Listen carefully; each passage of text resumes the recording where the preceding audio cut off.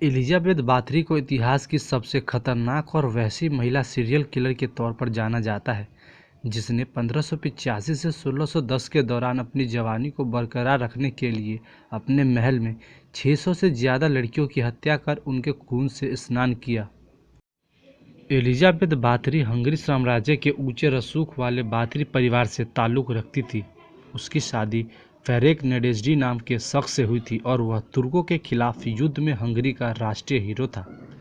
जब तक वह जिंदा था तब भी एलिजाबेथ लड़कियों को अपना शिकार बनाती थी, लेकिन 1604 में पति की मौत के बाद उसके जुर्म की इंतहा हो गई थी। एलिजाबेथ बाथरी स्लोवानिया के चास्चिस स्थित अपने महल में रहती थी तथा उसने वहीं सारी घटनाओं को अंजाम दिया था।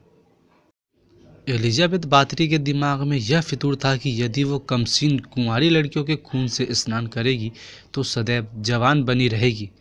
उसके इसी फितूर ने उसको दुनिया की नंबर 1 सीरियल किलर बना दिया।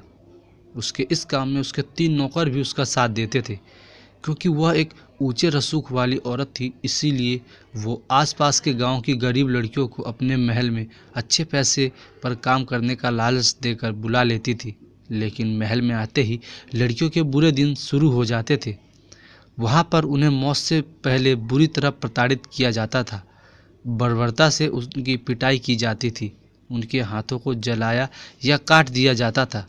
कई बार वह लड़कियों के चेहरे या शरीर के दूसरे अंगों का मांस दांतों से काटकर निकाल लेती थी और अंत में उनकी हत्या कर उनका खून एक टब में इकट्ठा कर लिया जाता, जिसमें एलिजाबेथ स्नान करती। शुरू में तो एलिजाबेथ बाथरी गरीब परिवार की लड़कियों को ही अपना शिकार बनाती थी, लेकिन जब इलाके में लड़कियों की तादाद कम हो गई तो उसने ऊंचे परिवार की लड़कियों को अपना शिकार बनाना शुरू कर दिया। कभी कभार एलिजाबेथ बाथरी के चंगुल से कुछ लड़कियां निकलकर भागने में भी सफल हो जाती थी। जब गांव वालों को लगातार ऐसी लड़कियों के द्वारा बाथरी के कारनामों का पता चला तो उन्होंने हंगरी के राजा से इसकी शिकायत करी। यह 1610 की बात है। फलस्वरूप हंगरी के राजा ने सत्य की जांच करने के लिए अपने लोगों का एक दल भेजा। जांच दल ने जब महल की जांच की तो वो खुद हैरान रह गए। उन्हें महल में लड़कियों की कई विकृत लाशें तथा कई जिंदा लड़कियां बेड़ियों में जकड़ी हुई मिली।